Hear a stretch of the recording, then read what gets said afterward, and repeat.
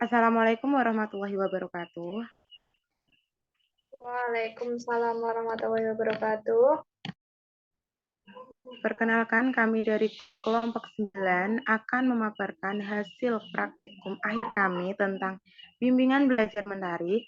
Sebelumnya, perkenalkan anggota kelompok kami. Yang pertama, Ketua Sri Wijayanti dengan NIM 201933159.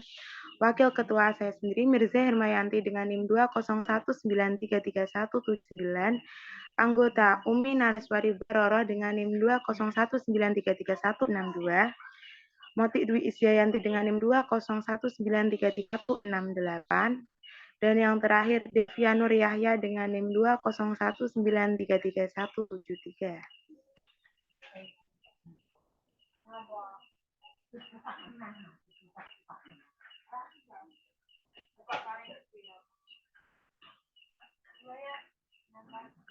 Latar belakang.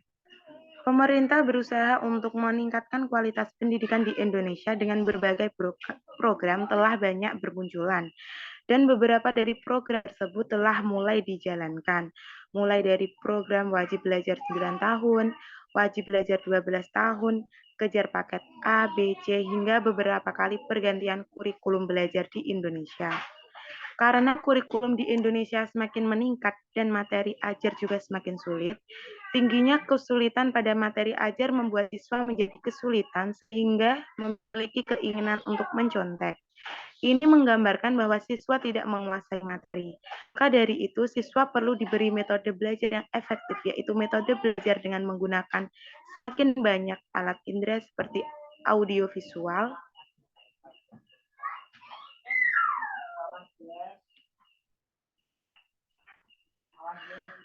masalah yang dalam belajar pada umumnya yaitu yang pertama, kesulitan dalam menyerap materi pelajaran secara cepat pada saat belajar di sekolah.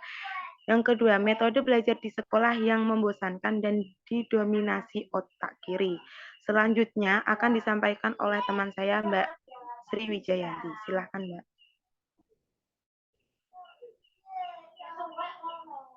Terima kasih. Di sini saya akan melanjutkan mengenai tujuan dari program yang kami laksanakan. Yang pertama yaitu memberikan solusi dalam menyerap materi pelajaran sehingga lebih mudah dan lebih cepat. Selanjutnya yaitu memberikan solusi belajar yang menyenangkan dan efektif. Dan yang terakhir yaitu mengubah mindset pelajar bahwa materi pelajaran itu tidak selamanya sulit. Nah, keluaran yang kami harapkan yaitu yang pertama, metode belajar yang menyenangkan dengan melibatkan lebih banyak panca indera, dan yang kedua yaitu metode belajar yang akan menjadi pilihan pelajar dan akan dipakai di tempat belajar lainnya. Dan yang ketiga yaitu menghasilkan pelajar yang menyenangi belajar dan materi pelajaran yang dianggap sulit sekalipun. Dan yang terakhir yaitu bermanfaat bagi setiap pelajar dari berbagai kalangan umur dan tingkatan. Selanjutnya akan disampaikan oleh teman saya, silahkan.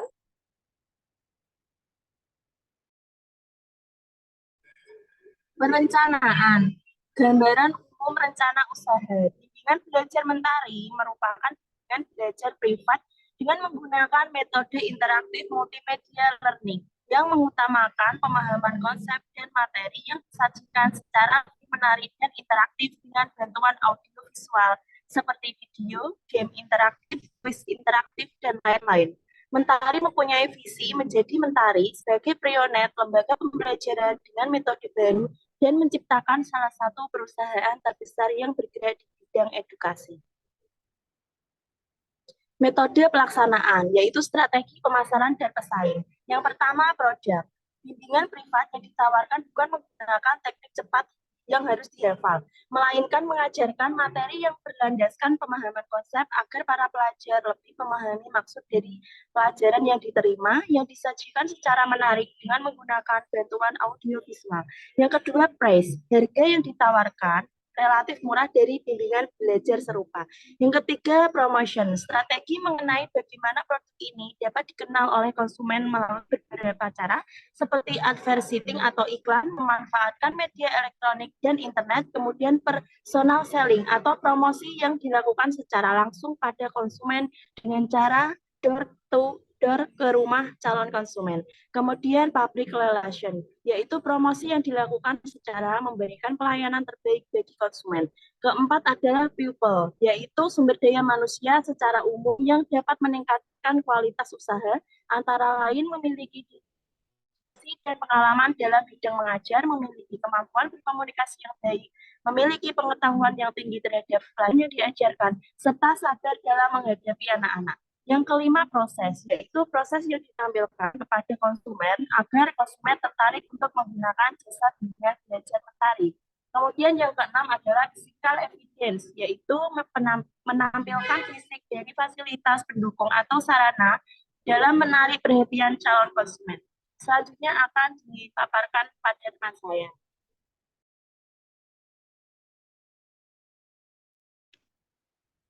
Baik, saya akan melanjutkan dari Mbak Nares, yaitu pelaksanaan program. Yang pertama yaitu waktu dan tempat. Pelaksanaan program ini dari bulan Oktober 2023 2022 dengan waktu dan tempat yang berbeda sesuai dengan jadwal belajar masing-masing siswa yang biasanya 2-3 kali dalam seminggu.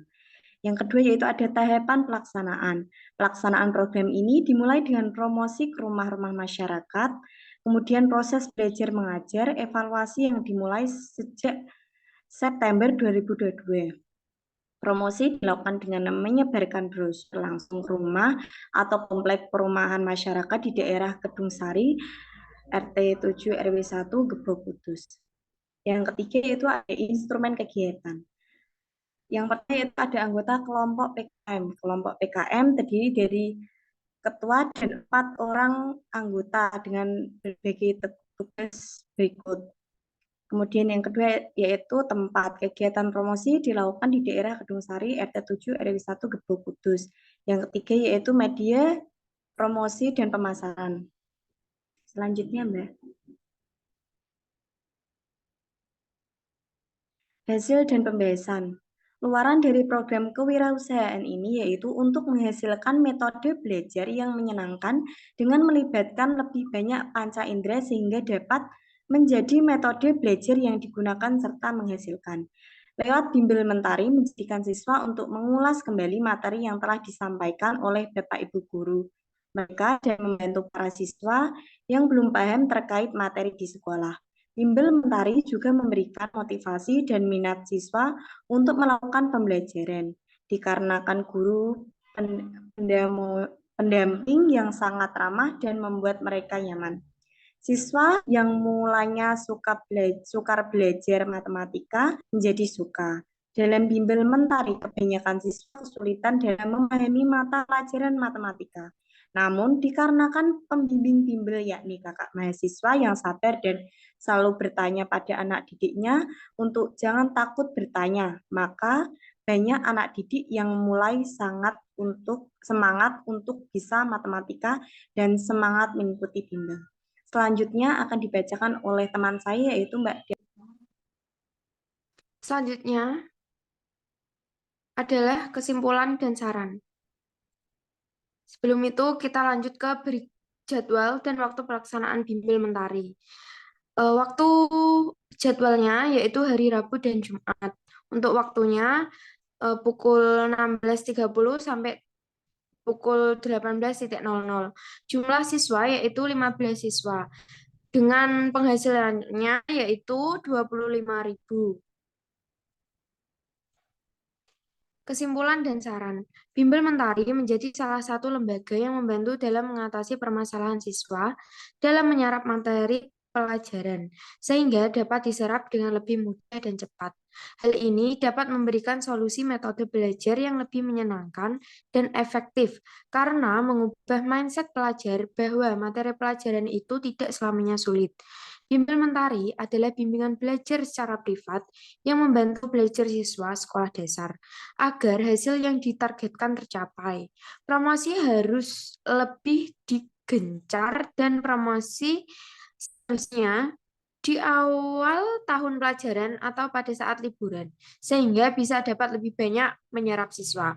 Saran untuk kelanjutan usaha bimbel mentari ini diperlukan promosi yang lebih gencar yang sesuai dengan waktunya.